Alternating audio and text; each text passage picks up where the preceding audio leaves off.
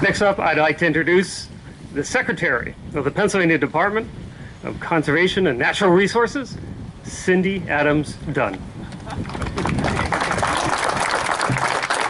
Well, it's really exciting to be here on the Garber Farm, and thank you for your conservation work, and thanks for being a model. And it's neat to see 2 generations of Garbers, and maybe I saw the 3rd one up there directing traffic on the road. So the legacy of landowners like you is critical to this, obviously. For us at DCNR, this is Holy Week. We're right between Earth Day and Arbor Day, and trees, we're always fixated on trees, but we're really fixated on trees this week. And so thank you for holding this event in DCNR's Holy Week. We enjoy an array of events this week. Yesterday we were at the governor's residence with young people planting native plants and really learning about conservation and outdoor core. And the week goes on with a packed dinner celebrating conservation awards from across the state. This is a truly remarkable week. I'll say this from the DCNR team. We were delighted when CBF stepped up and leaned in, or I guess leaned down as it were, since tree planting is a downward facing activity, to take on this lofty goal of 10 million trees.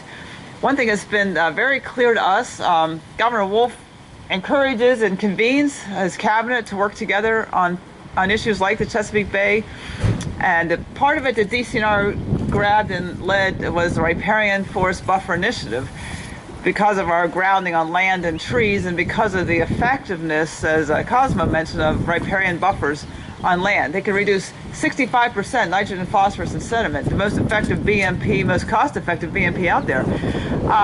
In doing so, we started to convene partners around this goal. We're committing our staff to it. We've got a team of people, some of which are here, committed to it, and we have service foresters across Pennsylvania. But one thing that becomes abundantly clear in this work, it's going to take a lot of hands, a lot of partners, and a lot of organizations and private sector putting their shoulder to this task. And so we started convening partners, and it's just wonderful to see a lot of them here today. The Chesapeake Conservancy, Alliance for Chesapeake Bay, Trout Unlimited, PEC, Ducks Unlimited, American Rivers, many, many more. Conservation districts, of course, a very, very key partner in all this. We can all work together, and Trout Unlimited, of course, who's been active on this site for a long time, to make this goal a reality.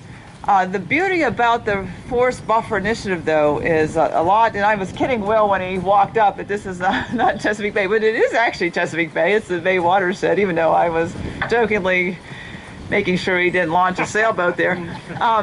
It is as much the bay as the bay itself, and activity on land has everything to do with what happens on water. But to make it work up here in Pennsylvania, it has to have local benefit. And the beauty of this work is it will clean up Pennsylvania's remarkable, beautiful 83,000 miles of streams and rivers, which will benefit by the shading and cooling and cleanliness that's provided by these trees along the streamside bank. So we'll reap benefits. CBF very smartly built this initiative. It's statewide. That's critical in Pennsylvania. Our riparian grant program is statewide because innovation and riparian work happens statewide, landowners are statewide, interest is statewide. So that's very, it was a very smart element that CBF built into this initiative. We at DCNR have been able to put $4 million into the work so far with help from Penvest, and we continue to stay with this for the long haul. We recognize that it's a long-term proposition, and what we'd like to see in the long haul is that the farmers like the Garbers, that it's a normal part of doing business is to buffer your stream. That's as normal as contour plowing has become. It's as normal as rotation has become. It's as normal as the practices you see across Pennsylvania's farm has become. That is the practice if you have water. And one way we're trying to do that is to induce and innovate with income-producing buffers. That's one element that's been missing, especially on small farms where every foot of land counts for the farmer's family, to provide an option for an income-producing buffer. So we're innovating that through partners here, and we're hoping that bears some fruit, as it were, and that we see a resurgence of that buffer as being something that the farmer can look at as not down space in terms of income, but a productive space, and environmentally and for the bottom line. So we're excited, even though a lot of us have been planning riparian buffers for a lot of years.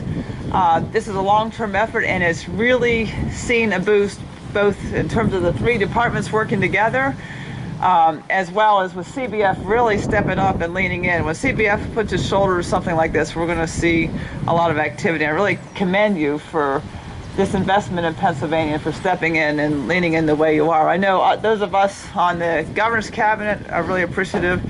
And yes, it's true. We do love working together, and Patrick and I gang up on Russell.